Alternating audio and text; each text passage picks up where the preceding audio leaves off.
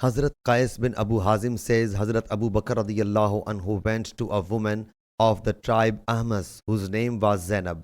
He saw that she was not talking. He inquired what happened to her as she does not talk.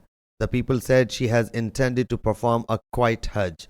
He asked her to talk as it was not permissible. Rather, it was an act out of the acts of the pre-Islamic period of ignorance.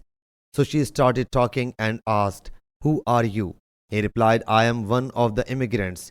She asked, "Which immigrants?" He said, "Out of the Quraysh." She asked, "Of which branch of the Quraysh?" He said, "You bombard with the questions. I am Abu Bakr." She said, "For how long should we remain steadfast in the noble act which Allah sent to us after the period of ignorance?" He said, "As long as your leaders will remain with you." She asked, "Who are our leaders?"